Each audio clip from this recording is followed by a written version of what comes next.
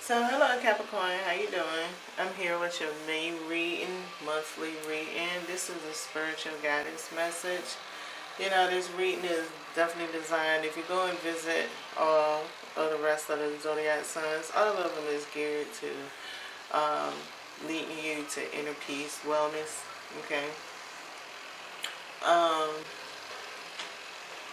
these messages can be related to anything. I do a lot when I do my messages. I read the energy, and you know that brings me into the point of your first card, your oracle card, which is foresight.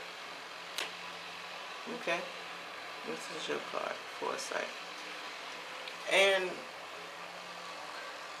what I find interesting of the vibration that's coming from foresight is what I'm doing now. Am I using really foresight? Am I using knowledge? Is foresight the real right word? Because I think they call it clairvoyant. Okay.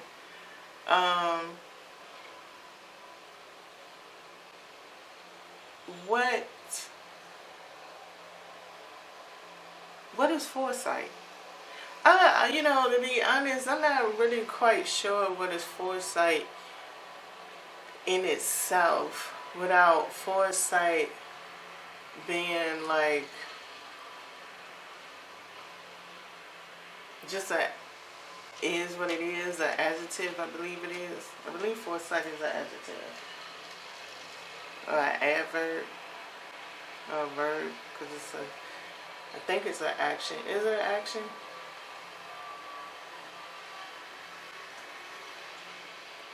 I mean, our eyes do move, but what is really creating the foresight? Is it our actions? Is it other people's actions? I'm not really sure what's bringing me to death. The next oracle card that you have, the internal cycle begins here, you know? And that's kind of like how foresight is. Foresight is something that's internal.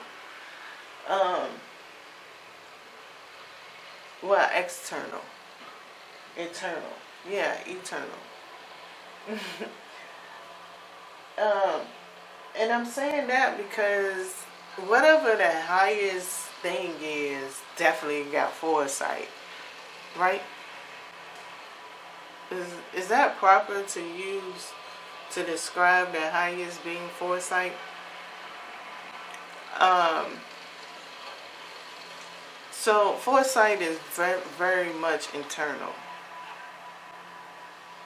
Would it be immortality? As you travel through the transition of mortality to immortality, is foresight that gift that you get. But at the same time, does foresight relates to memory? Does the subconscious relate to memory? Because if the eternal cycle begins here with death, right? When we come back around, how can we prove the reincarnation? Is it through foresight? The memory, unlocking subconscious? What is the right avenue? What is the right turn? I don't really know. I think all of them is just so good and just could be used depending on who I'm talking to, depending on the situation I want to describe. I think all of them is just outstanding. But I can't just select one. Which brings me to the beginning of your tarot cards, which is the Ace of Swords and the Six of Cups. How is it to select one? Or is selecting one something that's taught, something that makes us feel comfortable, and comfortable as being unique, special, but also connective, meaning having one spouse, Do it make you feel like you is with everybody else, and you get to watch other people have this same beginning? Maybe the endings and the beginnings really didn't start the same way, but the oneness did come about. Maybe. Is it all about the not knowing? Why do you need to know anything about your future? And which future are you talking about?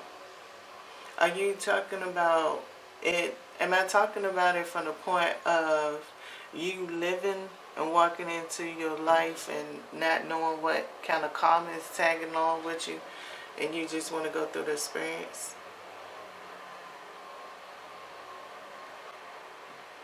Am I talking about the future of what's in the process of molding you to your career path? Am I talking about the future as, in a broad term, adjusting to your society? So maybe you like isolation, maybe you don't like isolation.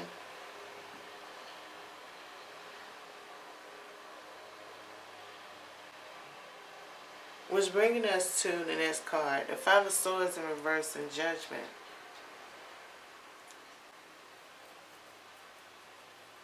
You know, why is it for you, Capricorn, foresight is important? Can it be something within the transit of Capricorn that is sending this message to radiate? So if Capricorn talking about I use, is there a break that's about to come around? Is there going to be a distinguish? Is people going to get keen eyesight view within the religious world, where foresight is really mainly at? Foresight is really mainly in religious as components and policy making components. Is definitely about business, real economical business. Foresight is definitely in the economics. And that foresight will affect what you want to be in life and how you're going to work in this universe. That foresight really does have an effect. So is it all about being a messenger? But not you yourself as a messenger. I'm just saying, is the Capricorn energy from astrology point of view is traveling along with this change? So who's going to go up in there and really get Capricorn? Who can on a human? Because, I mean, we programmed to see Capricorn a certain way. But the way Capricorn might be outside of our view, how can you really catch it? Which brings me to the Six of Wands in the Wheel of Fortune.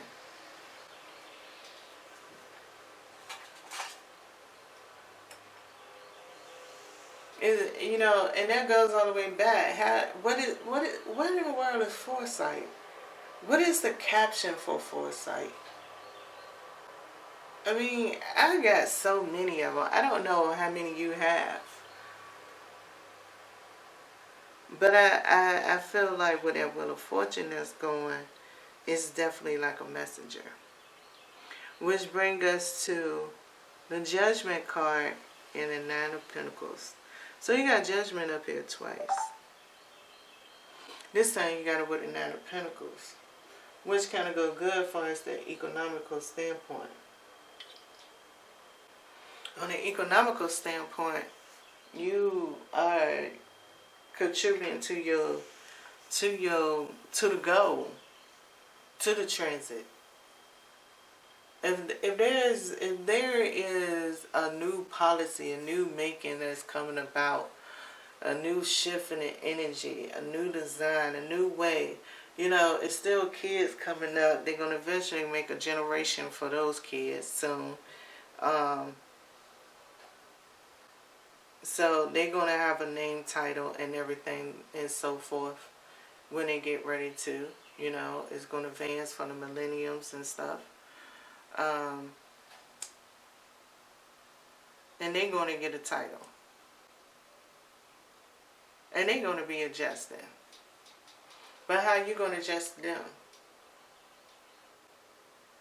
Are you gonna adjust to them the same way you've been adjusting to any other generation name, title?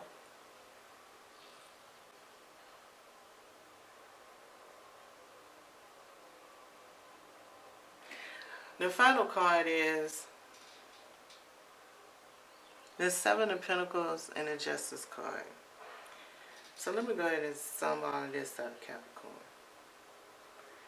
No, for real, Capricorn, being a Sherlock home for the month of May is not going to be a bad thing if you feel that type of energy that you need to inspect, research. If you feel even yourself pausing to take a moment and try to figure out what is going on, maybe you might even have some moments where you quick and fast the trigger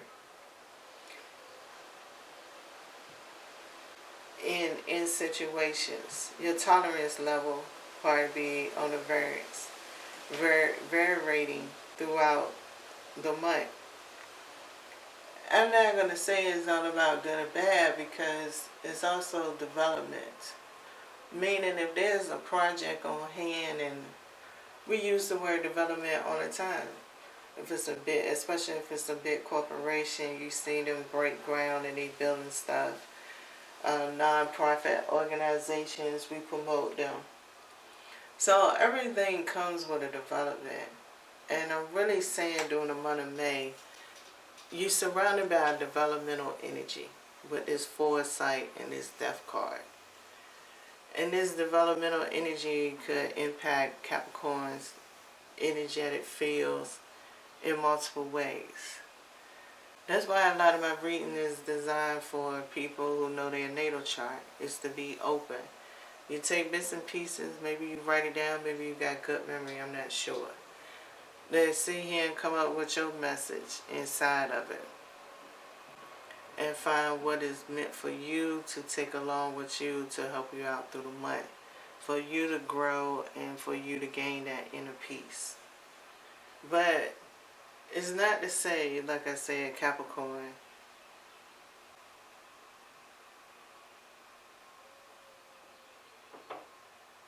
that this energy, it would not be interesting. Especially leaving off with the Seven of Wands and the Judgment card. It's definitely mercy that's here, which is great. It only strengthens my expectations when shifts is coming. Now, once again, yeah, I'm really out of words. It's all that I had to say. Good luck, Capricorn.